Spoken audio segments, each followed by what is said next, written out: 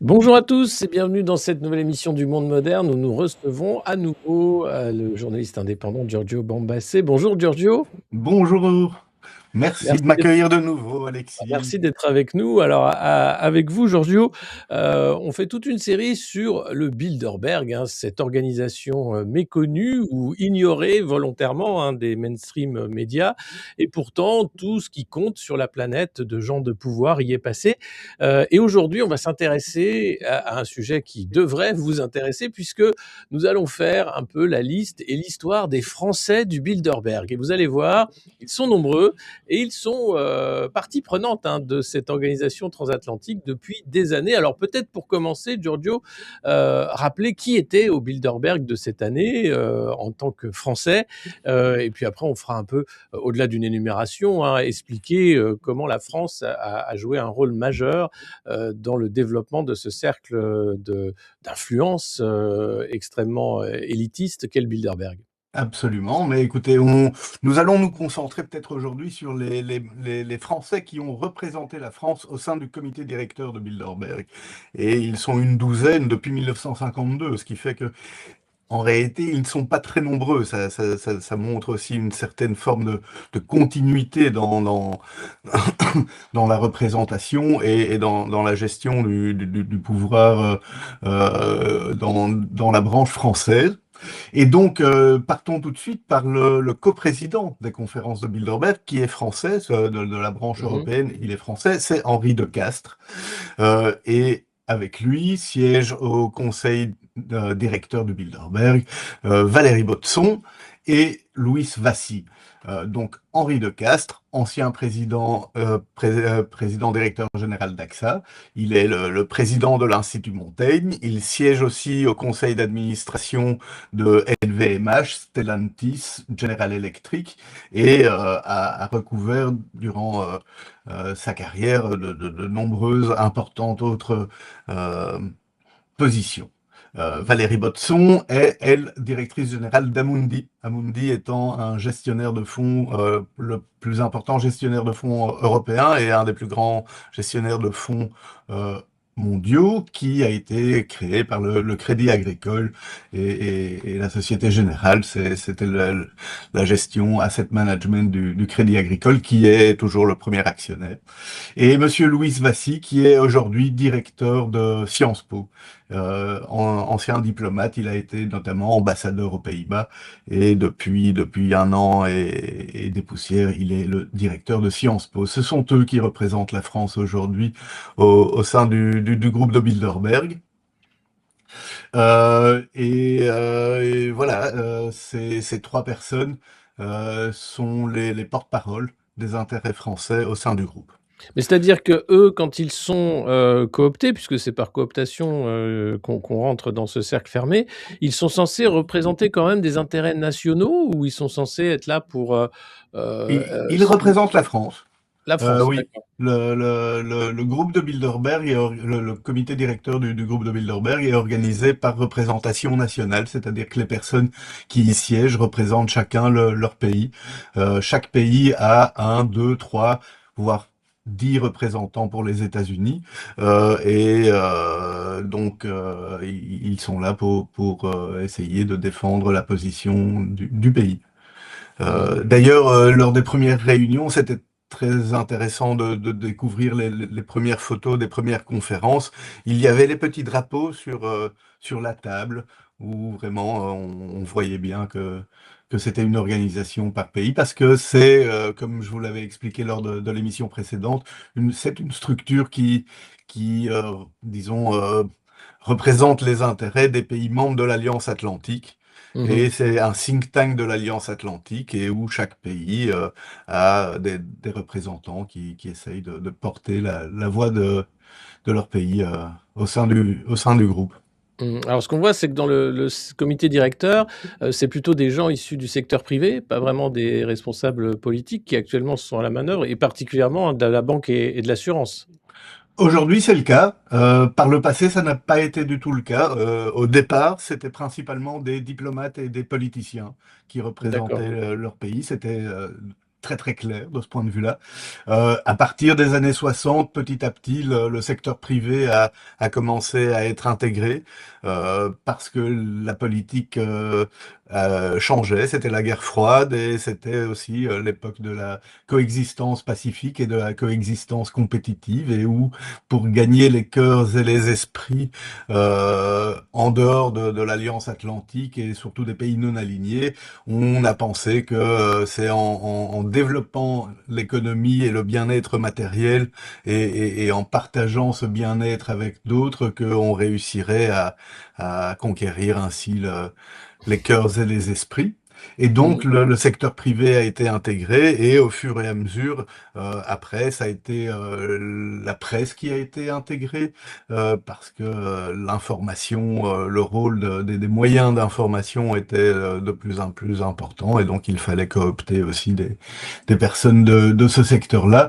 Ouais. Et voilà, je dirais que jusqu'à la fin de la guerre froide, c'était principalement voilà des politiciens, diplomates, industriels qui étaient là. Et après, avec la mondialisation, ben, les intérêts privés ont gagné de plus en plus de pouvoir, et le secteur bancaire et de l'assurance notamment. Et surtout aussi, les mentalités avaient changé. La participation de politiques à ce genre d'organisation était de plus en plus mal vu, on va dire. Et Ah ouais. donc, on a un peu réduit la présence des politiciens, en tout cas pour les politiciens actifs. Mmh. Euh, Comme nous le verrons tout à l'heure, les deux fondateurs français étaient Guy Mollet et Antoine Pinet en 1952. L'un était président du Conseil ministre des Finances et pour ce qui est de Antoine Pinet, et Guy Mollet était l'un des patrons de l'opposition, secrétaire général de la SFIO. Et donc là, c'était vraiment, on a identifié les deux personnes les plus importantes dans le secteur politique et on les a cooptés. Et pendant 10 ans, c'est eux qui ont représenté la France au sein du comité directeur. Et aujourd'hui, en tant que politicien actif, il n'y en a plus. Mais Ouais. on retrouve des personnes comme José Manuel Barroso, ancien Premier ministre du Portugal, ancien président de la Commission européenne, ou l'ancienne vice-présidente de la Commission européenne danoise, Madame Vestager. Mais dans l'ensemble, aujourd'hui, effectivement, il n'y a presque plus de politiciens. Beaucoup de politiciens, évidemment, sont invités à participer aux conférences et aux réunions, mais plus aucun ne siège directement au comité directeur. C'est ça. Mais Donc c'est le aujourd'hui, reflet ouais, du pouvoir. ouais. Qui détient réellement le pouvoir? À l'époque, les politiciens et les diplomates avaient encore un réel pouvoir. Aujourd'hui, ben, ce sont les banquiers, les industriels, les patrons de la tech et des grands Mmh. groupes de médias. Il y a pas encore de patron de la tech, officiellement qui est au comité directeur. Ils sont Ah, souvent invités, ils sont ah présents, non, non, mais non, si, non, si, ils sont si. présents? Il y Oui, a oui. qui? Alors, le premier a été le responsable de la stratégie de Microsoft, Mmh. Monsieur Mundi, qui a été coopté en 2003. D'accord. Et le second a été Peter Thiel, Ah en oui, Peter le Thiel. Ah d'accord, je pensais que lui était, un invité régulier, mais je pensais ah, pas qu'il était non, au lui, cœur du il a été le second de la tech coopté en 2008. Et d'accord. depuis que Peter Thiel est au comité directeur, lui s'est arrangé pour faire inviter de plus en plus de représentants de la tech au comité directeur. Et aujourd'hui, nous avons donc Peter Thiel, Alex Karp, qui est le CEO de Palantir, Peter Thiel étant le président de Palantir, Eric Schmidt, qui était l'ancien PDG de Google, qui Mmh. aujourd'hui évolue plus dans le domaine des drones militaires et de l'aérospatiale. Nous avons Satya Nadella, qui est le patron de Microsoft. Enfin, il y en a et ils jouent aujourd'hui un rôle clé. C'est Ouais, clair qu'ils sont donc un pilier du Bilderberg. Donc on Ouais, voit en fait avec la composition du comité directeur l'évolution des cercles de pouvoir, comme absolument. vous le disiez, passer du politique aux industriels, puis aux banquiers, puis à la tech. Aujourd'hui, on est clairement dans ce moment-là. Pour les Français du Bilderberg, qui étaient aux origines en fait à faire la représentation de la France et qui a œuvré pour que la France soit important au sein de ce cercle du Bilderberg, qui étaient les premiers Français. Et comme je vous l'ai dit, c'était Antoine Pinet et Guy Mollet, donc président du Ouais. Conseil et le chef de l'opposition. C'était en 1952. Il faut bien se replonger dans le contexte historique de l'époque. C'était le début de la guerre froide. 1952, l'année où le Bilderberg a été créé, a été une année charnière. Pourquoi? Parce que au mois de février, il y a eu le sommet de Lisbonne de l'OTAN. L'OTAN avait été créée en 1949, mais avec comment dire un temps de vie limité. C'était un projet qui devait durer 3 4 ans. Et en 1952, on s'est posé la question de savoir si on continuait le projet, si on allait le pérenniser, quels moyens lui donner, etc. Et donc 1952, le sommet de Lisbonne, décision est prise de pérenniser l'organisation, de lui donner les moyens et les objectifs que nous lui connaissons aujourd'hui. Euh, 3 mois plus tard, il y avait aussi le lancement du projet de la CED, de la Communauté européenne de défense, Mmh. euh, qui était un objectif très important à l'époque. C'était le premier vraiment gros projet d'unification européenne dans un cadre qui était celui de l'OTAN. La Communauté européenne de défense était un projet d'unification de la défense européenne sous un chapeau anglo-américain aussi, dans un cadre qui était celui de l'ONU. Et 4 mois après, euh, il y avait le lancement du projet de la CECA. Mmh. Entre l'OTAN, la CED et la CECA, 1952, les 6 premiers mois, c'était le lancement de tous ces projets en même temps. Et les politiciens et les diplomates qui ont donné vie au Bilderberg ont justement décidé de créer une structure qui leur permette de dialoguer entre eux afin d'aplanir les différends qui pouvaient y avoir entre les pays de l'Alliance Atlantique, afin Oui. que ces projets prennent leur envol et aboutissent sans qu'il n'y ait trop de friction. Mmh. On voit bien Et quand même que les voilà. choses ont beaucoup changé puisque, on avait, 2 responsables politiques qui représentaient en plus, pouvoir et opposition, donc il y avait une sorte d'équilibre qui était cherché. Toujours, ouais. Aujourd'hui, c'est plus du tout le cas, quand dans la représentation française du Bilderberg. Pour ce qui est de la représentation au sein du comité Mmh. directeur, effectivement, ce n'est plus le cas parce que nous n'avons plus de politiciens. Mais lorsqu'il est question d'inviter des personnes à participer aux conférences, le comité directeur prend toujours soin d'avoir des représentants de la majorité et des oppositions. Toujours. Il faut toujours qu'il y ait les deux qui soient impliqués dans les discussions. De façon à ce qu'il y ait un commun accord. C'est vraiment pour aplanir les divergences et aussi pour amener aussi bien les oppositions que les majorités à accepter de participer à ce jeu et que les décisions qui sont prises doivent avoir une continuité, et ce qui veut dire que les deux côtés doivent être engagés dans l'acceptation de cela. Mmh. Euh, voilà.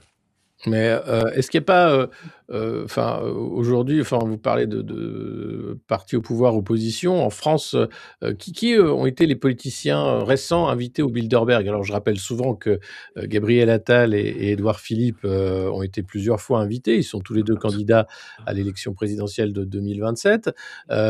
Qui d'autre, a été invité qui pourrait être rangé dans la case opposition? Alors, opposition, Bernard Cazeneuve, euh, oui, mais de nouveau, c'est toujours l'alternance. Oui, Et oui, oui. évidemment, qu'est-ce qu'on entend par opposition, qu'est-ce qu'on entend par majorité? Évidemment, il n'y a pas de représentants des partis considérée extrême. Ouais, voilà. Ça, non, c'est toujours les socialistes, les libéraux, les conservateurs. Voilà, on reste toujours dans ce cadre-là. Ouais. Ce qui ne veut pas dire que ça ne pourra pas changer un jour. Évidemment, si les équilibres devaient changer, Mmh. euh, pourquoi pas? Mais effectivement, c'est toujours une alternance entre partis du centre-gauche et du centre-droit. Ouais. Donc, parmi les personnalités que vous avez citées, Monsieur Attal, Monsieur Philippe, le président de la République, Monsieur Emmanuel Macron, a participé en 2014.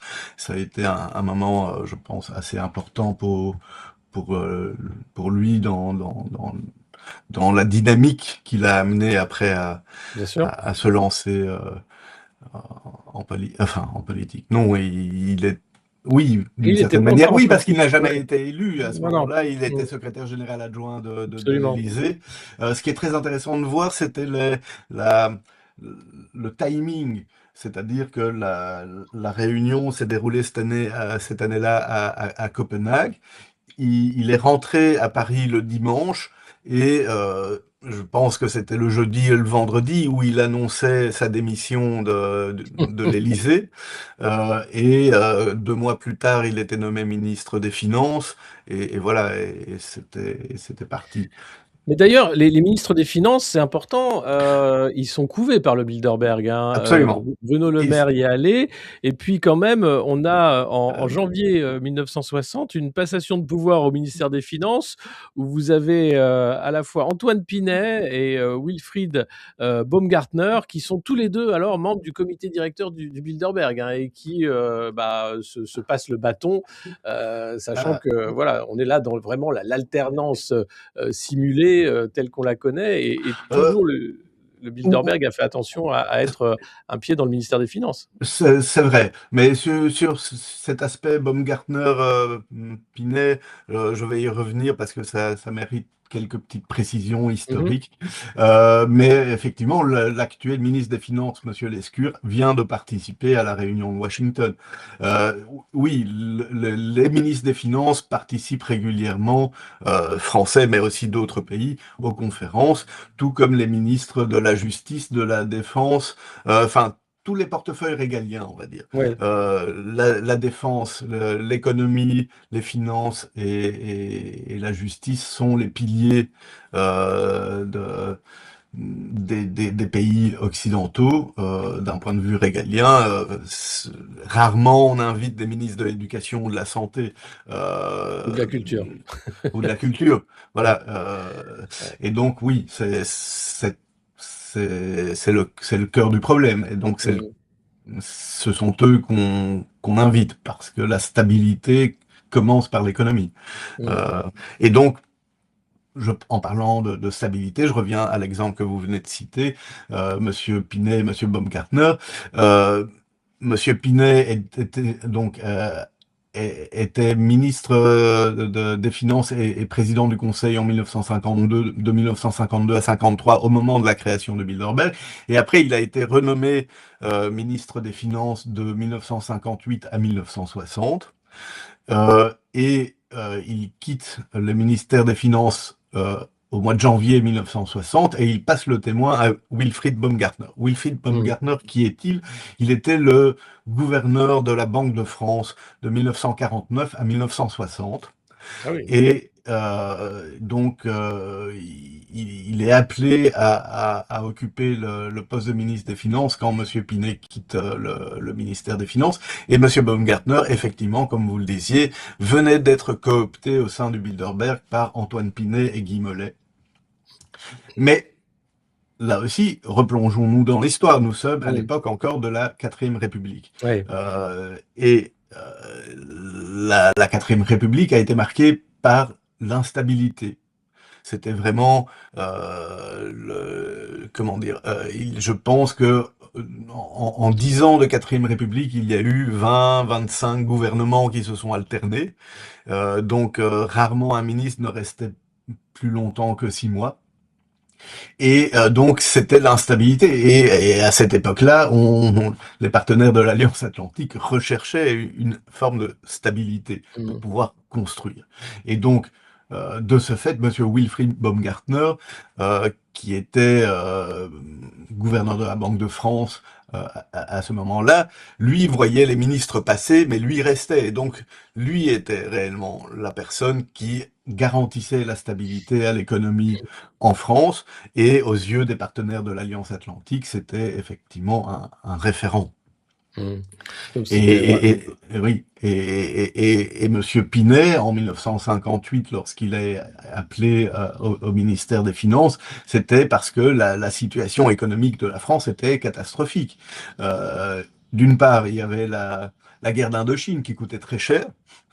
Les problèmes de relance de l'économie après-guerre, voilà, c'était compliqué, surtout dans un cadre d'instabilité politique. Il n'y avait pas moyen de construire, donc Monsieur Pinet, à cette époque-là, lance le célèbre plan Pinet-Rueff, avec Jacques Rueff, qui est un très très important économiste français de l'époque, qui sera la base sur laquelle la France pourra rétablir des bases solides pour pour pouvoir s'imposer comme une puissance économique stable Mmh. au sein de l'Alliance Atlantique. Donc le choix aussi de Monsieur Pinet et de Monsieur Mollet de recruter Monsieur Baumgartner comme successeur était dans cette optique-là. C'était Mmh. vraiment La la stabilité. stabilité, en sachant que Monsieur Baumgartner était considéré, il l'était dans les faits, comme un véritable, comment dire, une autorité absolue en matière monétaire Mmh. en France et aux yeux des partenaires. Et il jouait vraiment un rôle important dans les négociations internationales et il continuera à le faire même après avoir quitté la Banque de France et le gouvernement. Mmh. Et justement, quel est le rôle des banquiers d'État, Banque de France, mais aussi banquiers centraux, hein, je pense à la BCE notamment, Christine Lagarde et autres, dans le comité directeur et dans l'organisation de ce Bilderberg? Ah, ça, c'est une question qui mériterait presque une émission entière. Parce que, mais oui, On la fera, mais mais déjà on la fera. Mais on peut ouvrir je la vais vous donner parenthèse. un petit avant-goût, c'est que le projet d'unification monétaire et la création de la BCE est un projet Bilderberg. Euh, Ah dans oui, le, dans le sens que on a discuté de ce projet pendant 10 ans. Enfin, c'est un très très vieux projet. Déjà dans les années 30, l'un des fondateurs belges de Paul Van Zeeland avait déjà évoqué cette idée de possibilité de créer ce genre de, de, de solutions aux problèmes d'instabilité économique du continent.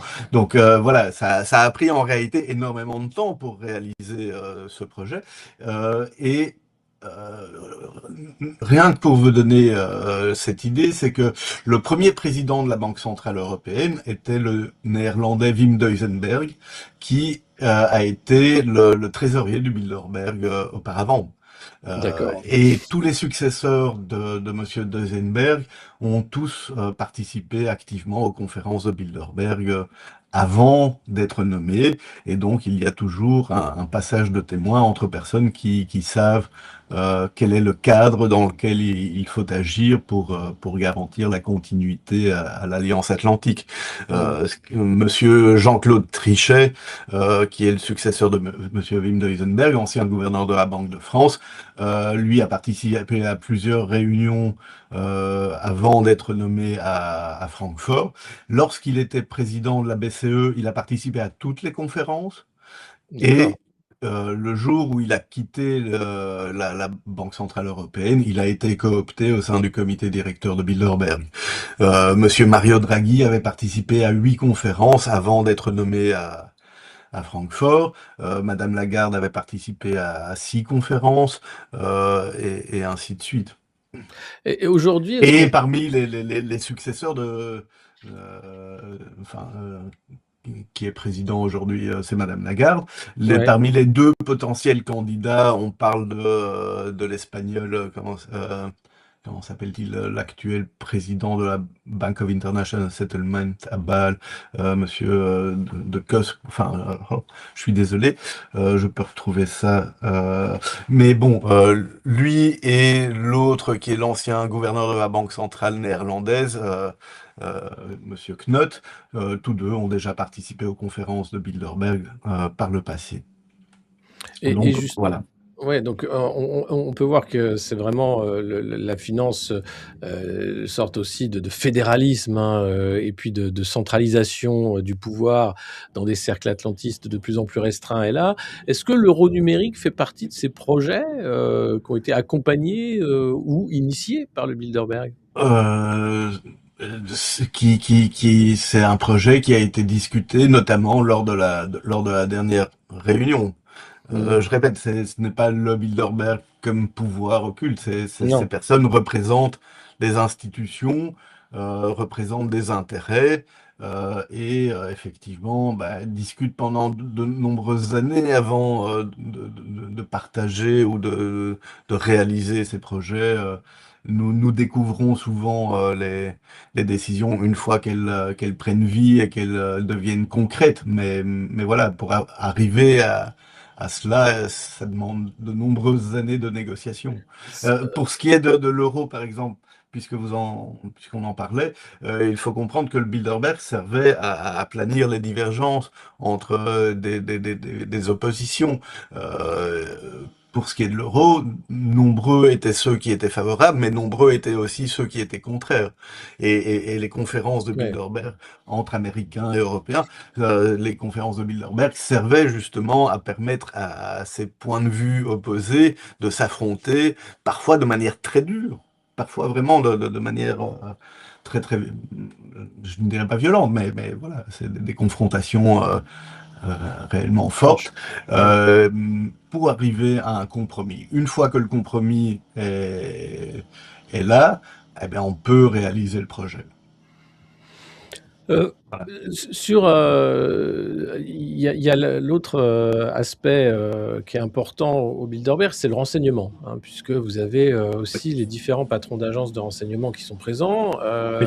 Est-ce que là aussi, côté français, on a vu passer de nombreux patrons de la DGSE, des services, Euh, comme c'est le cas du côté américain? Euh, alors, je réponds tout de suite à la question. Oui, depuis 10 ans, Monsieur Patrick Calvar, lorsqu'il était directeur général de la DGSI, a participé à la réunion de 2015, et Monsieur Bernard Rémier, lorsqu'il était directeur général de la DGSE, a participé aux réunions de 2018-2019, enfin, oui, à l'une ou l'autre, 2018 et 2023, pardon. Donc oui, la réponse est oui.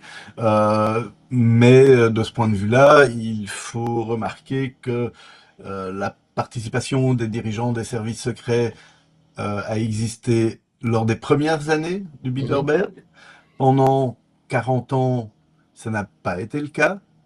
Et ça a recommencé à être le cas après les attentats du 11 septembre, Ah oui. où le directeur de la NSA a participé à plusieurs réunions entre 2002 et 2014.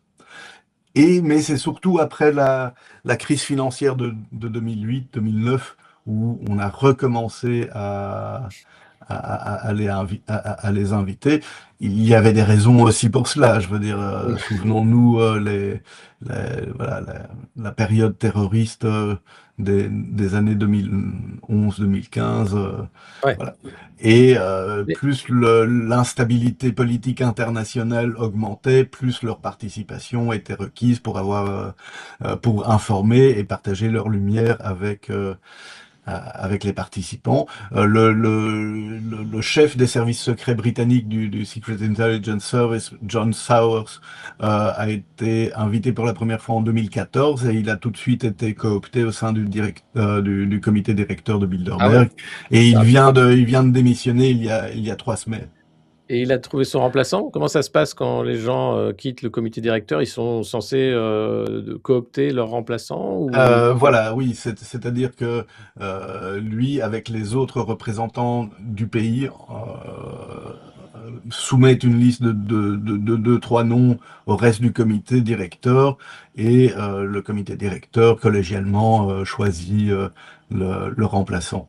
Mmh. L'actuel chef des services secrets du MI6 a participé à la réunion Cette année de à Washington. Washington il y a 3 semaines.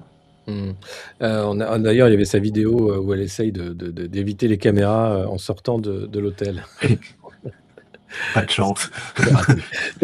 Mais après, on a la liste, hein, maintenant, quand même la grande avancée, Oui, c'est qu'on a dorénavant la liste des participants, ce qui n'était c'est pas le cas auparavant. c'est vrai. Qu'est-ce Mais qu'il les fait? images pour ce genre de personnes, voilà, Ouais, c'est moins. c'est plus fort, ouais, qu'une liste de noms, évidemment. Alors sur, le côté, français, pour revenir, Oui, aux Français, oui, il y a quand même un Français qui est clé et ça depuis plusieurs années, c'est Henri de Castries, oui. le président d'AXA qui, est vraiment le chef d'orchestre, hein, français autour du Bilderberg depuis, de nombreuses années maintenant. Ouais. Pourquoi c'est lui qui a pris ce rôle-là et est-ce que vous pouvez nous expliquer, d'où il vient, ce qu'il fait et quel est son réseau? Mais Henri de Castries a été coopté en 2003 Mmh. comme représentant français au sein du comité directeur. Il a joué d'emblée un rôle très important et de par ses qualités personnelles, ça l'a amené à être choisi comme successeur d'Étienne Davignon, qui est décédé il y a 3 jours. L'ancien président belge du comité directeur de Bilderberg qui a été président de 99 à 2011. En 2011, il a cédé le témoin à Henri de Castries qui est resté président des conférences de Bilderberg tout seul jusqu'en 2018. Une fois qu'il a quitté son poste, une comment dire, une coprésidence a été instaurée au sein du groupe avec un représentant européen et un représentant américain. La représentante américaine étant Marie-Josée Kravis, qui est présidente du MoMA, mais aussi administratrice de LVMH et de Publicis. Et le coprésident européen a été Victor Halberstadt, qui est un très important économiste néerlandais, qui est un homme qui a toujours préféré l'ombre à la lumière, mais qui a joué un rôle très très important, aussi bien pour le Bilderberg, parce qu'il a présidé la fondation du Bilderberg, qui est un peu la structure administratrice légale aux Pays-Bas qui gère les intérêts du Bilderberg. Il l'a été jusqu'en 2024, Mmh. lorsqu'il est décédé. À ce moment-là, après son décès, c'est l'ancien secrétaire général de l'OTAN, Jens Stoltenberg, qui a été choisi pour lui succéder comme représentant européen. 2024, qui est l'année où Henri de Castries, lui, démissionne du comité directeur parce que il a passé plus de 20 ans et il a donc transmis le témoin à Madame Valérie Baudson. Mais Monsieur Jens Stoltenberg est resté en poste pendant 3 mois. Jusqu'au moment où il a été appelé à devenir ministre des Finances de Norvège, poste qu'il occupe encore aujourd'hui. Et donc, pour trouver une solution, on a rappelé Monsieur De Castries, on a demandé à Monsieur De Castries s'il voulait Faire bien l'intérim. voilà, faire l'intérim ou en tout cas revenir à assumer la coprésidence européenne du groupe. Enfin, Donc Monsieur De Castries, qui est-il? Il débute sa carrière, il a fait HEC, il a fait l'ENA, promotion Voltaire avec François Hollande, Ségolène Royal, Dominique de Villepin, voilà. C'est cette promotion Voltaire qui vraiment bien connu, hein, oui, ouais. a joué un rôle important par la suite. Il rejoint l'inspection générale des finances jusqu'en 84, puis il rentre à la direction du Trésor et c'est une des personnes qui gère le dossier des privatisations. Mmh. Et après, il prendra la responsabilité du marché d'échange et de la balance des paiements. Il reste pendant 10 ans au service de l'administration française, comme tous les énarques sont censés faire. Une fois qu'il a accompli son contrat de 10 ans au service de l'État, il rejoint AXA, où voilà, il fera toute sa carrière jusqu'à devenir PDG, poste qu'il occupera jusqu'en 2018, je pense, quelque chose, 2016, dans ces eaux-là. À côté de ça, il est aujourd'hui administrateur de LVMH. Il siège au conseil d'administration aux côtés de Madame Marie-Josée Kravis, c'est-à-dire les deux coprésidents du Bilderberg siègent au conseil d'administration de LVMH. Il siège également en tant que directeur au conseil d'administration de Stellantis, de General Electric. Il a été vice-président de Nestlé pendant plus de 10 ans jusque l'année dernière. Il était administrateur de HSBC et il préside notamment l'Institut Montaigne, qui est ce think tank libéral que beaucoup connaissent et dont on a un peu Le parlé. régime d'En Marche, oui. Voilà. Et Euh, donc et il est donc voilà, vraiment il est clé, ouais, dans oui, toutes les structures de un homme pouvoir. clé qui occupe d'innombrables fonctions très importantes en France et à l'étranger. Mmh. Et il représente vraiment un pilier de stabilité pour le capitalisme français. Ouais, c'est un peu, le boss, tout niveau confondu, qui va distribuer les bons points, les mauvais points et surtout faire le sorte de DRH en fait, hein, qui va être là pour dire: «Bah, lui, c'est comme ça que», finalement ce qu'on se rend compte avec, cette description du Bilderberg, c'est l'endogamie à la fois, hein, des gens qui ont suivi les mêmes formations, les mêmes parcours, qui ont été dans les mêmes corps d'État, C'est très caractéristique de la France. ouais. Voilà, c'est parce que en France, il en est ainsi depuis la fin de la Deuxième Guerre mondiale. Oui, les grands corps d'État jouent un rôle important. Oui, la cour, l'inspectorat des finances, l'ENA, les grandes écoles sont des cases par lesquelles il faut passer pour pouvoir avoir un jour un rôle. Et Mmh. donc, effectivement, c'est dans ce cadre-là qu'émergent les personnalités qui après seront choisis pour représenter le pays au sein du Bilderberg. Mais c'est très particulier à la France. Ce n'est Mmh. pas le cas en Italie. En Italie, par exemple, c'était plutôt des personnes liées aux intérêts de la famille Agnelli et de Ouais. Fiat. En Suède, c'est plutôt des personnes liées aux intérêts de la famille Wallenberg. Mmh. Euh, Les grandes familles, on voilà, en avait parlé la dernière fois, c'est vrai qu'il y a aussi cet aspect grande famille, oui, dans très d'autres pays important. qui sont quand même là pour être le pilier de l'économie de certains pays.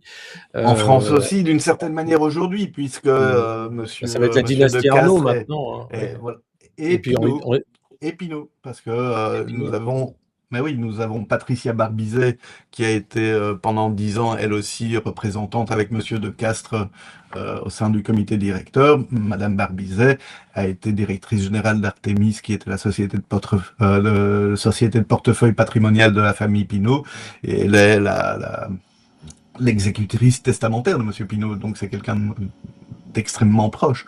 Ouais.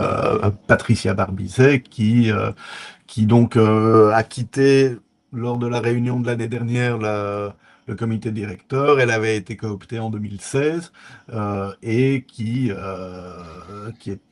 notamment entre autres ou qui a été administratrice de Total, de Christie's, de CMA, CGM, administratrice référente de Pernod Ricard et aujourd'hui elle préside la FEP qui est l'association des entreprises du CAC 40.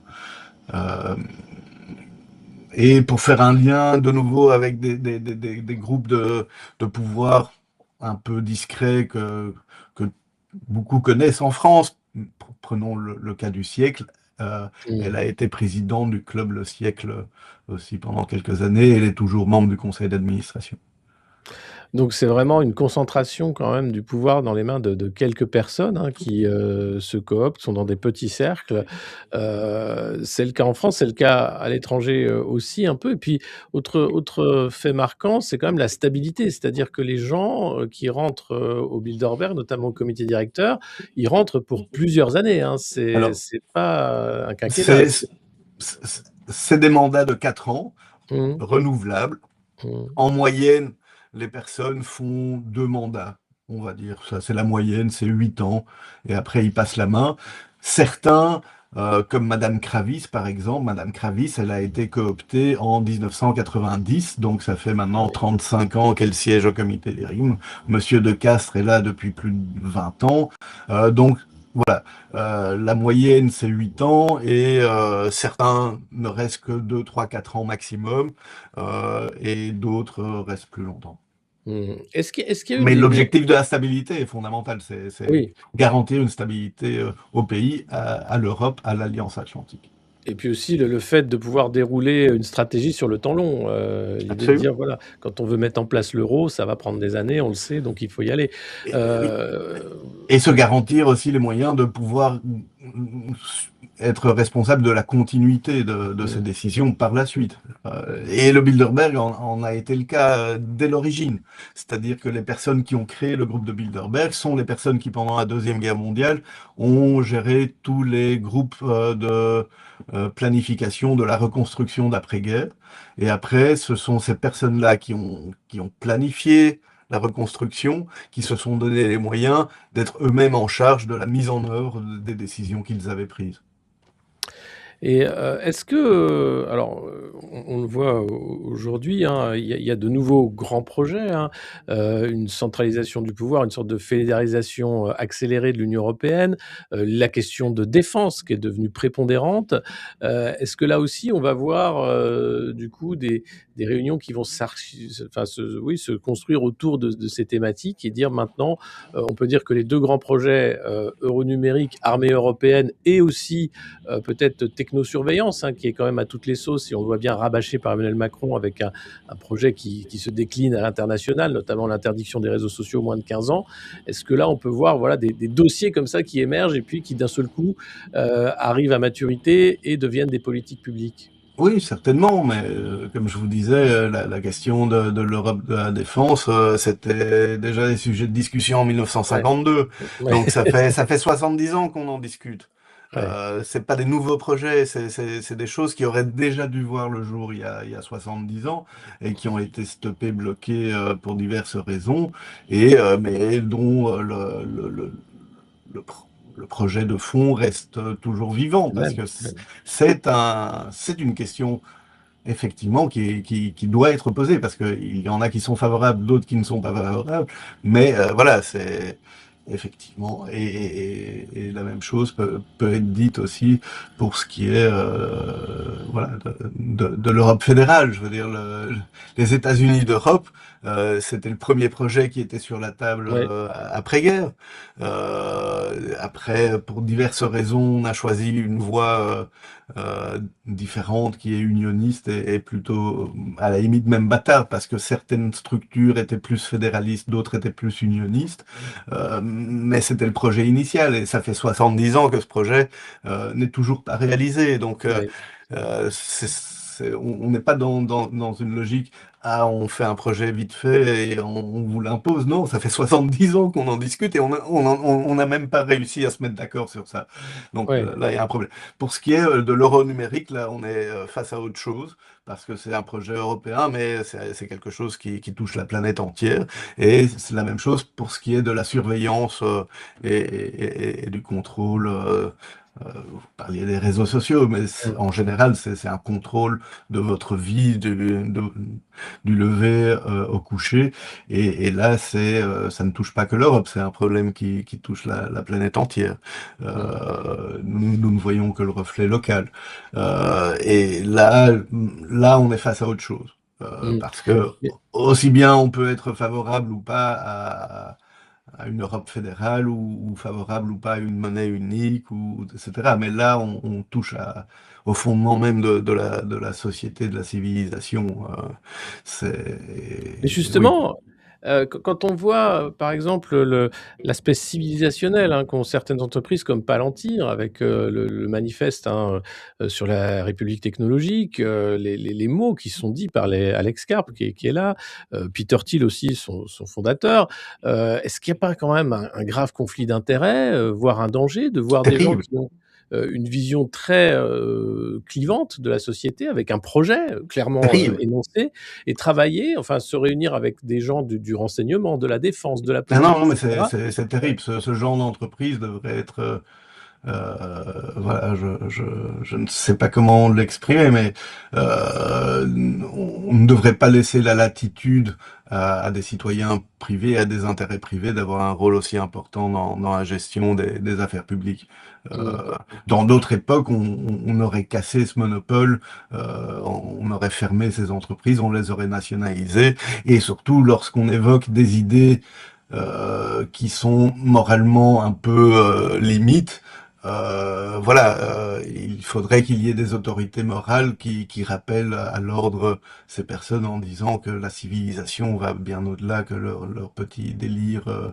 Mmh. Je veux dire, là, effectivement, ça rappelle un peu les années 30. De ce point de vue-là, oui. Et on laisse faire, Ouais, et ouais. on laisse dire. Et après, ça finit en catastrophe. Mais Stop, quoi. C'est pas Et possible. d'autant plus que la vision quand même de ce club très fermé qu'est le Bilderberg est un entre-soi assez nombriliste qui s'auto-entretient, qui va penser la même chose. Est-ce que de temps en temps, le Bilderberg s'ouvre à faire venir des responsables chinois, russes, indiens et à écouter le reste de la planète? Ou est-ce que c'est Alors, vraiment ce petit club occidental qui finalement s'enferme dans une vision du monde qui alors, peut être catastrophique?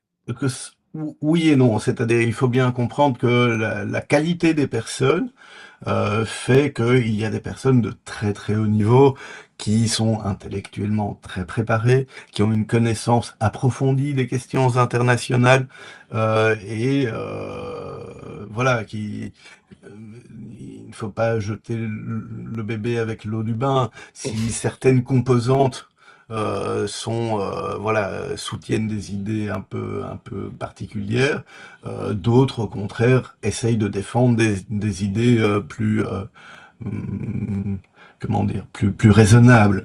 Alors, pour ce qui est de l'ouverture, le groupe de Bilderberg, après la fin de la guerre froide et pendant la mondialisation, a effectivement commencé à inviter des personnalités non européennes, non occidentales aux Mmh. réunions. Par exemple, il y a eu des discussions, ça m'a été rapporté par l'un ou l'autre participant, des discussions sur le Moyen-Orient avec des représentants israéliens et palestiniens qui ont été très enrichissantes pour eux, mais aussi pour tous les participants. Mmh. Il y avait un véritable dialogue. Il y a eu des Chinois qui ont participé. La vice-ministre des Affaires étrangères, Madame Fu Ying, a participé à la réunion de 2011. Et cela, à l'époque, je pense, il y a l'un ou l'autre russe euh, qui est ce genre d'ouverture a fait le plus grand bien aux discussions, Ah oui. et l'agenda à l'époque était euh, voilà, très enrichissant, je pense. Euh, mais depuis 2013, on est revenu à une situation où c'est l'Alliance Atlantique. Pourquoi? Parce que c'est la guerre. Et Mmh. donc, puisqu'on est rentré dans une phase de guerre, euh, et que les discussions à Bilderberg sont éminemment stratégiques, voilà, on ne pouvait pas décemment inviter des personnes où les oreilles n'étaient pas certaines, enfin, où, voilà, le partage d'informations ne devait pas se faire Mais de manière ouverte. alors Mais vu que c'est donc la oui, guerre. voilà, c'est simplement, et le contrôle aussi, vous parliez du contrôle des réseaux sociaux, etc. Mmh. Nous sommes en guerre. Mais contre Euh, qui justement depuis 2013, c'est la guerre contre qui? alors la guerre hybride que nous vivons est une guerre contre la Russie, la Chine et d'autres intérêts. Euh, voilà. C'est Mmh. et au-delà c'est aussi une guerre économique. Ouais, Il y a des grands groupes internationaux qui s'opposent les uns aux autres. Et c'est une guerre hybride, c'est une guerre invisible, mais c'est une guerre. enfin très Une guerre visible, hein. une En guerre Ukraine, elle est très militaire, une visible, guerre en Europe. économique, une Ouais. guerre sociale, une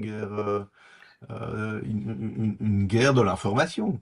Ouais, Euh, ouais, ouais. là, c'était, je ne me souviens plus si c'était en 2013 ou en 2014, un des sujets était the weaponization of social media. Voilà. Mais voilà, c'est ce C'est pas qu'on appelle nouveau. les ingérences. Voilà, c'est une réalité et qui, en réalité, dépasse de loin tout ce qu'on veut bien, on veut bien en dire. Euh, voilà, moi, je comprends à quel point c'est compliqué aussi pour eux parce qu'ils sont pris entre deux feux. Lorsque vous êtes un militaire de haut rang, un dirigeant de service secret, voilà, vous êtes au courant de choses dont l'opinion publique ne sera jamais au courant. Ouais, Et voilà. Et la guerre se passe aussi à niveau économique. Le nombre de banquiers qui ont volé par la fenêtre ces 15 dernières années est affolant. Le nombre de chercheurs biologistes ouais. qui sont morts dans de tragiques accidents, c'est affolant. Mmh. Je veux dire, il y a des personnes qui risquent leur vie chaque jour, Mmh. du simple fait qu'ils font leur travail. Ouais, ça c'est vrai. Parce que Pour les le coup, intérêts sont terribles et on vit dans un monde où vraiment tous les coups sont permis. ouais, ça c'est assez terrible de voir ça et il y a quand même, une contraction autour de ça puisque tout est maintenant autour de cette thématique de la guerre hybride, hein. On le voit, et ça va sans doute être, un des thèmes de la campagne de 2027. Alors on parlait Bien des sûr. politiques, qui étaient au Bilderberg, Gabriel Attal, Édouard Philippe, en faisant état. Oui, La presse aussi, je voudrais parler des journalistes français, oui. qui sont passés par le Bilderberg puisque, les médias sont invités, ils sont partie prenante, hein, de la discussion. Oui. Qui sont les noms, de la presse française qui sont passés au Bilderberg? Attendez, ça je vais essayer de retrouver parce que j'avais Ouais, fait un post sur ça. Euh, Comme ça, je veux pas dire de bêtises, n'est-ce pas? non, non, vous êtes un puits de savoir sur le Bilderberg et avec Oui, vous, on est mais sûr d'avoir que des faits, donc continuons de se alors, pour ce qui est des journalistes, alors récemment, on peut nommer François Langlais, mmh mh. le journaliste économique, le président actuel d'Arte, Bruno Patignot, le directeur du Point, Étienne Gernel, Dominique Nora, et Nathalie Noguered quand elle était directrice du journal Le Monde, mais après, si je dois faire toute la liste, de Raymond Aron à André Fontaine, André Mauroy, Hubert Beuve-Méry, Alexandre Adler, Jacques Attali, euh, Philippe Villain, Christine Ockrent, enfin, ils sont nombreux. Alexandre Bompard, Denis Oliven, tous sont passés par là. Alors Euh, et puisqu'on en parle, voilà, enfin, nous allons en parler, il faut aborder ce sujet, c'est l'association des amis français du Bilderberg, qui est là. oui, alors Mais oui, ça parce voilà. que la France a cette particularité d'avoir une association, loi 1901, qui a été créée en 1990, pour, disons, représenter les intérêts de la branche française en France et de servir d'interface avec la structure internationale qui est basée aux Pays-Bas, qui s'appelle la Stichting Bilderberg Meetings, Mmh mh. fondation du Bilderberg. Et donc, l'association loi 1901, les Amis français du Bilderberg, a été créée en 1990, notamment par trois personnes qui étaient les deux représentants français au sein du comité directeur de Bilderberg, qui étaient Marc Ladret de la Charrière et Thierry de Montbrial. Et la troisième personne était la collaboratrice et future épouse de Monsieur Ladret de la Charrière, Madame Véronique Morali. Monsieur Ladret de la Charrière est devenu président, Monsieur de Montbrial était secrétaire général et Madame Morali était la trésorière. Eh bien, cette association qui a été créée en 1990 avait pour objet, là je vais le lire, mais je vais essayer de ne pas trop rigoler, c'est assurer la promotion et le développement de l'image, de la renommée et du rayonnement du Bilderberg en France. D'accord. Voilà. Euh, c'est tout à fait louable. De ce point de vue-là, il y a encore pas mal de boulot à faire. Mais cette association a élu son siège social au 10 place du Général Catroux, qui est le siège de Valeurs Actuelles. Parce que à l'époque, Valeurs Actuelles appartenait à Monsieur Ladré de la Charrière. Et donc, le premier siège des Amis français du Bilderberg était à la rédaction de Valeurs Actuelles. Ça, c'est pour mon... C'est quand même une incroyable nouvelle qui va plaire aux lecteurs de Valeurs Actuelles, je pense, qu'ils ne sont pas forcément au Et courant. l'un ou l'autre journaliste à l'époque de Valeurs Actuelles a participé aux conférences. Lorsque Monsieur Ladré de la Charrière a quitté le comité directeur de Bilderberg et a revendu Valeurs Actuelles, le siège de l'association a été transféré au siège de son successeur, Bertrand Collomb, qui était le patron de Lafarge. Et donc le siège de l'association a été inscrite à l'adresse du siège de Lafarge.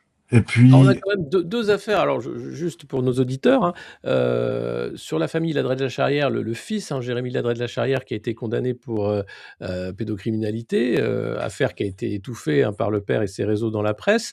Et puis Lafarge, hein, un groupe qui vient d'être condamné pour avoir financé le terrorisme, notamment Daesh, hein, avec une usine qui continuait de fonctionner et il payait les groupuscules terroristes. Donc voilà, c'est juste vrai, pour...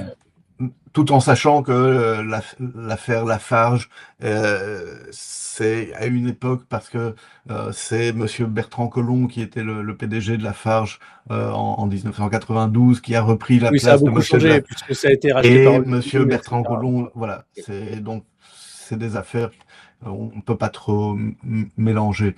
Non. Mais ce qu'on peut dire pour ce qui est de Monsieur Marc Ladré de la Charrière, c'est que, comme je vous l'ai dit, sa principale collaboratrice de l'époque, qui est devenue son épouse, Madame Morali, euh, est, euh, a été la trésorière des Amies françaises du Bilderberg jusqu'en 92. Mais après, je vais vous expliquer pourquoi on a créé cette association. Ah oui? Mais pour refaire la petite historique, Madame Morali est aujourd'hui la présidente du club Le Siècle. Euh, le vice-président, un des vice-présidents, c'est Nicolas Bavray, qui a été Mmh. membre du comité directeur de Bilderberg. Je ne me souviens plus exactement des années, là je peux vous le retrouver, de 2008 à 2016. Et parmi les membres, on retrouve Patricia Barbizet, dont nous avons parlé, mais aussi des personnes qui ont participé aux conférences de Bilderberg, comme François Baroin, Jean-Michel Blanquer, Antoine Gosset-Grainville, qui est le directeur général d'AXA, ou l'ancien directeur de ADGSE que nous avions nommé tout à l'heure, Bernard Rémier, maintenant siège au conseil d'administration du Club Le Siècle. Mmh. Voilà. Et donc, pour ce qui est de l'association des Amis français du Bilderberg, pourquoi est-ce qu'on a créé cette association en 1990? C'est parce qu'à ce moment-là, messieurs Ladré de la Charrière et monsieur de Montbrial avaient demandé et obtenu le mandat d'organiser la conférence de Bilderberg de 1992 qui se déroulera à Évian-les-Bains. Et de ce fait,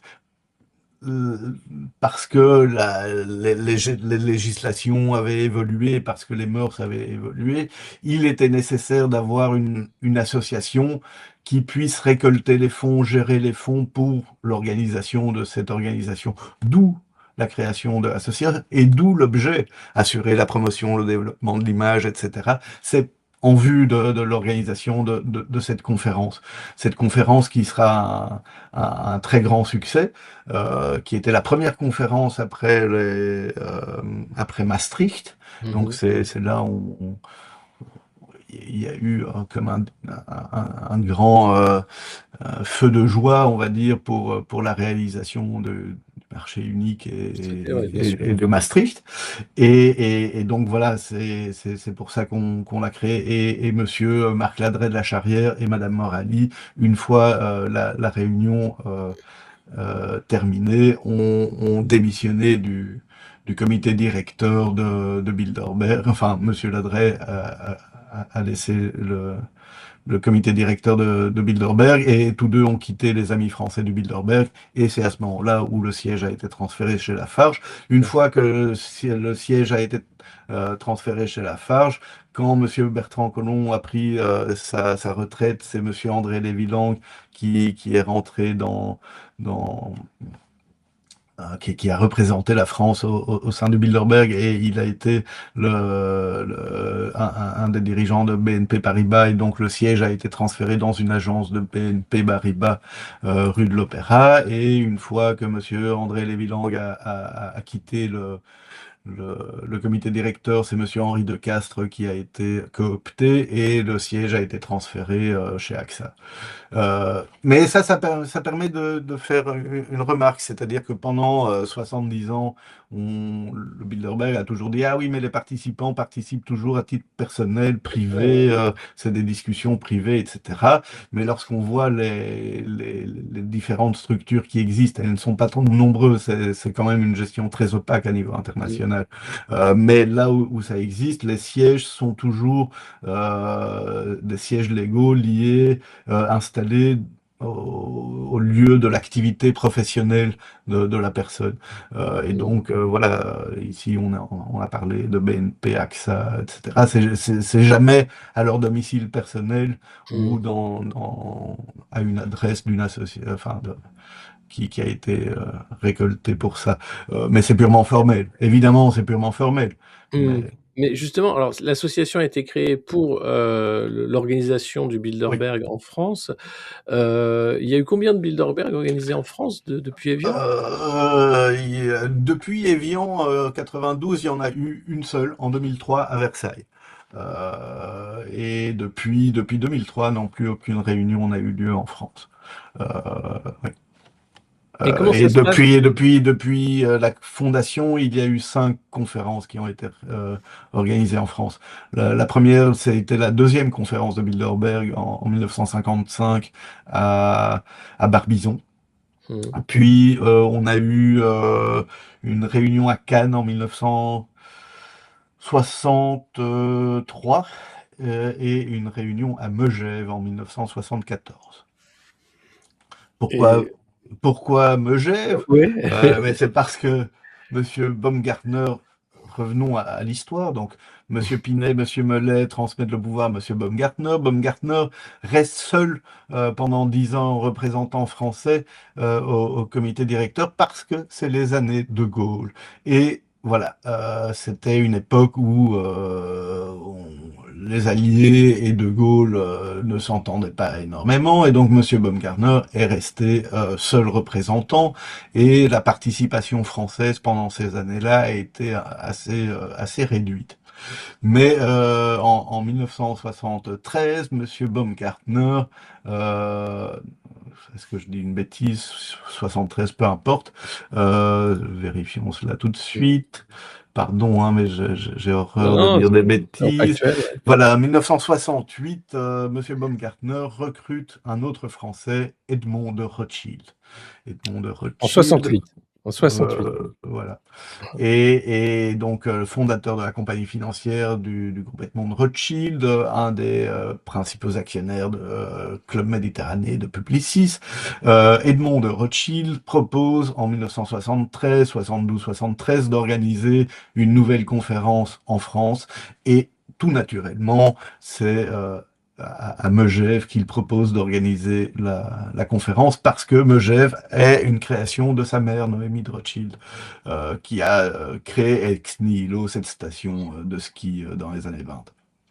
Et donc pendant 10 ans, jusqu'en 78, Edmond de Rothschild sera l'un des importants représentants de la France au sein du comité directeur de Bilderberg, et où plusieurs personnes de la compagnie Edmond de Rothschild participeront comme assistants ou secrétaires lors des conférences. Et donc Monsieur Baumgartner quitte. Edmond de Rothschild alors demande à Thierry de Montbrial en 1975 de le rejoindre au sein du comité directeur pour représenter la France. Thierry de Montbrial, qui était à ce moment-là le directeur du Centre d'analyse et de prévision, qui est un think tank interne du Quai d'Orsay, qui avait été D'accord. voulu par Monsieur Jobert. Thierry de Montbrial est quelqu'un. On peut être d'accord ou pas d'accord avec toutes ces personnes, mais c'est des personnes éminemment intelligentes et voilà, d'un niveau extraordinaire. Enfin, la France peut être très fière aussi des personnes qui ont représenté le pays au sein du Bilderberg. Je répète, on peut être d'accord ou pas d'accord, ne pas avoir les Oui, mêmes oui. idées, mais entre Thierry de Et d'ailleurs, Montbrial et Peter Thiel, c'est des mondes de différence. ouais. Donc, il a fait Polytechnique, il a fait Mines, il a fait Berkeley. Il était directeur du centre d'analyse et de prévision du Quai d'Orsay. En 1979, il quitte le Cap pour créer un think tank, peut-être le plus important think tank français, en tout cas jusqu'à ces dernières années, qui est l'IFRI, l'Institut Mmh. français de relations internationales, qui a été créé sur le modèle du CFR et de Chatham House, et qui vraiment est un pilier de la réflexion de haut niveau pour les institutions en France. Mmh. Et il a le World Policy Conference aussi, qui est une sorte de rendez-vous aussi de plusieurs personnalités chaque année. Donc il le fait de cette façon-là. Alors, il y a eu donc 5 Bilderberg en France seulement, dont Megève. À chaque fois, comment ça se passe quand on organise un Bilderberg? Parce que la sécurité est quand même le gros du souci des gens qui participent au Bilderberg. Bien sûr, À la fois assurer la sécurité, mais aussi bien sûr. la protection des discussions, etc., etc. Donc, comment ça Bien se sûr, passe mais quand les Français, par exemple, organisent le Bilderberg? la sécurité, c'est l'État qui gère la sécurité. C'est-à-dire le Bilderberg coordonne tout cela, c'est les services de protection rapprochés des personnalités et les services secrets du pays hôte qui gèrent la sécurité. Mmh. Euh, Parce que c'est effectivement un événement qui est un véritable sommet international. Je veux dire, on parle du G7 où il y a 7 personnalités, mais là, il y en a 120. C'est assez exceptionnel. Et ça demande 2 ans de préparation, généralement. Euh, euh, à partir où vous recevez le mandat et où la conférence se réalise, il faut 2 ans. Mmh. Euh, Surtout réussir à maintenir le secret et la discrétion pendant 2 ans, ça c'est un tour de force assez Ah oui, parce exceptionnel. qu'on ne sait Parce jamais qu'il y où a, va avoir lieu, là, c'est ça. oui, mais eux le savent. Eux, Mmh. le- Eux savent déjà où ça va se dérouler l'année prochaine et ils savent déjà où ça va se dérouler dans 2 ans. Mmh. Et il y a des personnes dans ces pays, et les hôtels qui vont accueillir ces réunions savent déjà qu'ils vont Mmh. l'accueillir. Les services secrets, les services de police savent déjà, ils sont tous informés. Il y a beaucoup de personnes qui sont informées de tout cela, énormément. Et c'est ça qui est assez impressionnant, c'est que malgré le nombre de personnes impliquées, voilà, depuis 13 ans, le secret est bien gardé. Mmh. Malgré l'implication des journalistes, hein, on en parlait, quel est justement le profil de ces journalistes et des médias? Pourquoi ils sont invités? Puisqu'ils n'en parlent pas, hein, justement, c'est quand même assez impressionnant de voir que personne ne se vante, ou n'en parle de manière, Non, parce que officielle. vous êtes prié de garder de garder le secret, de respecter des clauses de confidentialité. Euh, les- alors, dès le départ, le Bilderberg avait pour objectif de recruter des personnalités influentes sur l'opinion publique ou dans chaque secteur qu'il représente. C'est-à-dire que le Bilderberg a une logique corporatiste, on va dire. C'est-à-dire que Mmh. c'est dans chaque pays, il y a l'économie, la politique, les médias, etc. On identifie au sommet, dans chaque secteur, qui sont les personnes les plus influentes. On les invite. L'objectif est se mettre d'accord sur des mots d'ordre, sur des idées qu'il serait bon de transmettre à l'opinion publique de manière à ce que chacun dans son secteur fasse passer ses idées pour que tout le pays aille dans la même direction, parce que vous avez entendu le politicien dire méchant Poutine, tiens, le banquier dit méchant, tout le monde dit méchant Poutine, ça veut dire que c'est méchant Poutine. Mais vous ne savez pas que eux, ils se sont rencontrés pendant 4 jours pour se mettre d'accord que c'était le mot d'ordre qu'il fallait Ouais, transmettre. ouais, Euh, ça se voit maintenant, ouais. donc Ouais. ce qu'on appelle la guerre psychologique. Ouais. C'est un pan de la gestion du pouvoir qui est intimement lié au Bilderberg dès sa création. Le premier responsable de la création de la branche américaine du Bilderberg en 1953 était C.D. Jackson, qui a été éditeur de Time Life et de Fortune Magazine, mais qui était aussi en même temps le conseiller en guerre psychologique du président Eisenhower. Tous les fondateurs étaient liés au service de renseignement et avaient des compétences dans le domaine de la guerre psychologique. C'est de la manipulation mentale de masse. C'est ça. C'est compliqué à résumer différemment, mais j'ai pas envie d'être caricatural parce que pour Non, non, moi, mais ça fait partie de l'histoire. C'est dit vraiment sur un ton. C'est normal que ça soit comme ça. C'est la gestion des masses. C'est de c'est l'ingénierie sociale. oui, mais clairement, mais C'est comme c'est-à-dire ça. Ça fait 100 ans que c'est comme ça. enfin, ça fait Il y oui a depuis rien. Il n'y a rien de neuf sous le soleil, c'est depuis Walter Lippmann, depuis la Première Guerre mondiale, c'est comme ça. sauf que là, ça prend des proportions quand même industrielles, où c'était peut-être plus Mais amateur le ou monde pas, est devenu tellement voilà. complexe. Mmh.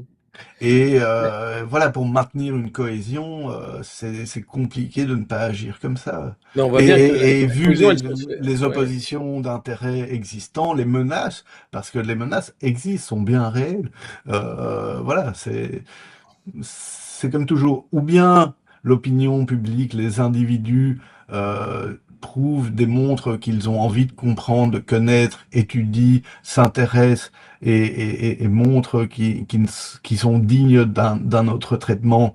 Là, peut-être, effectivement, ça serait formidable voilà, d'harmoniser tout ça de manière moins directive, mais tant que ce n'est pas le cas et tant qu'on préfère de parler du foot et de parler de tout et pas des vrais problèmes, ben désolé, mais Bah, il faut que le pays avance, il faut que l'Europe avance, il faut que l'Alliance Atlantique avance, reste enfin, unie si, et voilà. avancer, c'est aller vers la guerre, c'est quand même pas un projet souhaitable. On voit bien qu'il y a quand Mais même des non, bien sûr que ouais, non, évidemment, évidemment, mais là ouais, aussi ouais. c'est dramatique, mais c'est l'histoire. L'alternance entre Oui, la mais paix alors et la guerre, le problème, c'est l'argent.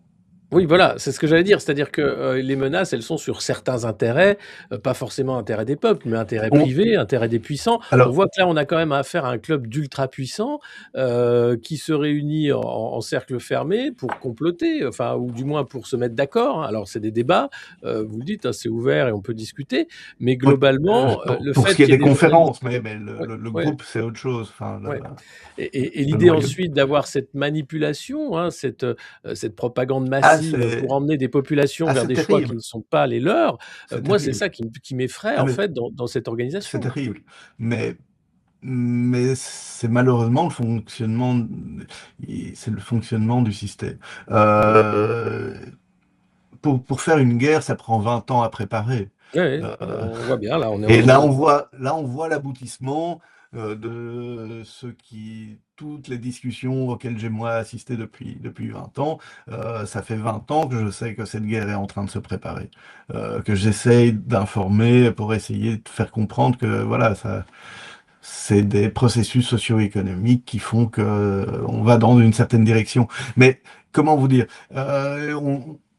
avec des notions un peu d'histoire, on a connu ça avant avant la Deuxième Guerre mondiale, c'est-à-dire euh, le système économique que nous connaissons est à bout de souffle. Oui, oui, Les pays sont ruinés. oui. Et pour sauver et pour résoudre le problème de la dette, rien de tel qu'une bonne vieille guerre. Je veux dire, c'est Non, de c'est toujours l'histoire pareil. économique, c'est Oui. dramatique. Mmh. C'est Et dramatique. Mais justement, moi, ce qui est voilà. tragique, Et c'est de se donc, dire qu'on n'a rien appris, en fait, enfin, voilà, les mêmes causes et, produisent les mêmes effets et on est absolument. avec des gens qui sont quand même, globalement, assez inconscients ou dénués de morale, qui sont prêts à créer une guerre qui Non, potentiellement sera une guerre nucléaire cette fois-ci. alors non, dire qu'ils sont dénués de morale, non, parce que je pense qu'il y en a beaucoup et j'en ai croisé certains où c'était visible qu'ils avaient des crises morales terribles, Ah, parce que quand quand vous même. êtes dans une position où voilà, vous avez des responsabilités, vos idées personnelles doivent être un peu mises de côté. Vous devez assumer une fonction, et c'est dramatique parce que humainement parlant, voilà, là c'est toujours la question est-ce que j'accepte de continuer ou pas à jouer ce genre-là, ou Ouais, si je sors, etc. Ou si vous avez vraiment une morale, c'est de refuser dès le départ de ne pas rentrer dans ce jeu-là si vous avez un minimum de compréhension de comment fonctionne le système. Mais prenons le cas de la Deuxième Guerre mondiale.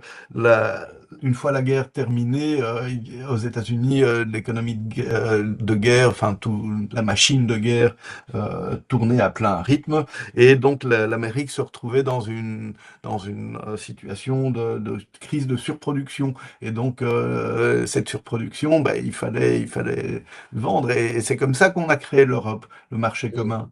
Le Ouais, marché OK. commun devait servir à résoudre ce problème de crise de Ouais, créer surproduction, un marché et unique. la guerre doit servir à résoudre le problème de la dette, et après il y a la reconstruction. Euh, Ah non, mais et c'est un je cycle, pense, c'est un peu, hein. quand vous voyez historiquement parlant les comités de reconstruction qui ont défini les politiques de reconstruction après la Deuxième Guerre mondiale, les premiers ont été créés en 39. Avant, on Avant parlait que ça déjà de la éclate. Ouais, reconstruction. ouais. Et je Comme vais vous dire, l'Ukraine, hein. Très et je vais vous rapidement, dire, c'était le problème, hein. en Italie, monsieur Draghi avait créé, au moment du Covid, une cellule de reconstruction. Et il avait donné la responsabilité à monsieur Colao, qui était l'ancien CEO de Vodafone, qui avait participé à la conférence de Bilderberg de 2018. Et je pense qu'aujourd'hui, il y a certainement des comités de réflexion sur la reconstruction d'après-guerre. Bah, on a eu, le Great Ça me Reset, hein, de paraît, Klaus Schwab, par exemple, mais ça me paraît logique. ouais, Enfin, ouais, de c'est Donald Trump. dramatique, c'est l'histoire. Enfin, Bah, mon, on mon sent que là, travail il est y a aussi.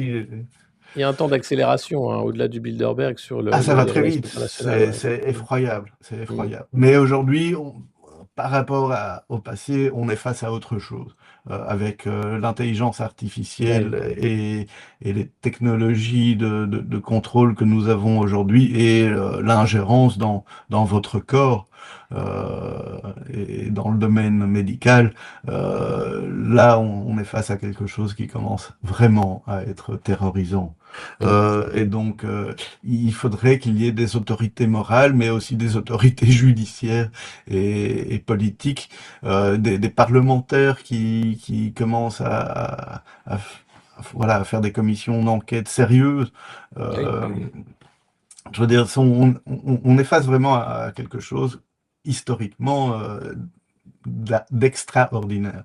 Mmh. Euh, pour ce qui est du Bilderberg, euh, voilà, c'est une organisation qui a joué un rôle très important. Vous pouvez être d'accord ou pas d'accord, mais ça a été un facteur de stabilité et d'unité. À l'époque où c'était des politiciens et des diplomates, évidemment, c'est pas comme aujourd'hui, parce que ces gens n'avaient pas des intérêts privés qui pourraient être en contradiction avec les intérêts publics. Et la privatisation des États est une réalité aujourd'hui qui n'a plus rien à voir avec l'État d'il y a, des États d'il y a 50 ans. Mmh. C'est quand même assez impressionnant. Mais, au final, on peut pas dire que le Bilderberg est un cercle qui va, tenter l'apaisement ou de débrancher cette marche Si, à la guerre, hein, malheureusement. J'ai pas euh, l'impression que c'est leur but. c'est un lieu, c'est un lieu qui doit servir à établir le dialogue entre des gens qui sont favorables et des personnes qui y sont opposées. Mmh. Et donc voilà, il y a des bonnes volontés partout, à tous les niveaux. Mmh. J'ai rencontré d'innombrables personnes à tous les niveaux, aussi bien dans les institutions que dans le secteur privé. Euh, les jeux ne sont pas joués, Mmh. le pouvoir n'est pas monolithique. Non. Nous avons le pouvoir de changer les choses, chacun d'entre nous, à notre petit niveau. Euh, Nous l'avons vu ces dernières années, il suffit de dire non merci et voilà, voilà, ça demande un peu de courage et Oui, parfois ouais. de renonciation Ouais. à une certaine, à un certain style de vie, mais voilà, si c'est fait pour des idées, des valeurs, des idéaux qui sont nobles, allons-y, quoi. Et ben, c'est Et, une, parfaite et conclusion. avec le sourire, et Ouais, voilà, si vous me suivez, si vous voyez mes vidéos, nous faisons ça dans la joie et l'allégresse, en distribuant des déclarations d'amour à toutes ces personnes. C'est l'amour et la force qui réussit à vraiment à transporter les montagnes et à déplacer les montagnes. C'est vrai, ça marche, il y a c'est moyen, vrai. C'est vrai mais et ça demande, voilà, La de ça commencer. demande comme vous dites, du courage et c'est une parfaite conclusion, Giorgio. J'invite tout le monde évidemment à s'abonner à votre chaîne, où il y a des vidéos, hein, justement de ces différents Bilderberg où vous, décryptez également sur votre chaîne. Ici, on continuera de faire, ces épisodes, hein, puisque le prochain sera sans doute sur les banquiers du Bilderberg, ça va être intéressant. Formidable, oui, Et puis il vous y a voyez, on beaucoup à parle dire. de beaucoup de sujets et comme vous le dites, on peut changer les choses et c'est pour ça que, bah, on fait des médias indépendants comme Le Monde Moderne. Mais pour que ça marche, bah, il faut que vous Absolument, soyez nombreux à liker cette vidéo, à mettre un pouce, à absolument. la partager et puis à nous soutenir si vous pouvez le faire en vous abonnant tout simplement, en parlant de nous autour de vous et vous pouvez nous soutenir sur tipeee.com par exemple /Le Monde Moderne, Patreon ou en vous abonnant également sur YouTube. Voilà, c'est aussi simple que ça et nous devons nous organiser évidemment pour que cette parole soit possible parce que vous n'entendrez parler nulle part ailleurs du Bilderberg comme on le fait ici avec Giorgio. Voilà. C'est vrai. Merci Alexis, merci vraiment de tout Mer cœur. Merci à vous également. Et je vous dis à une prochaine fois et merci beaucoup et pensez à vous abonner à la chaîne de Giorgio également. Merci.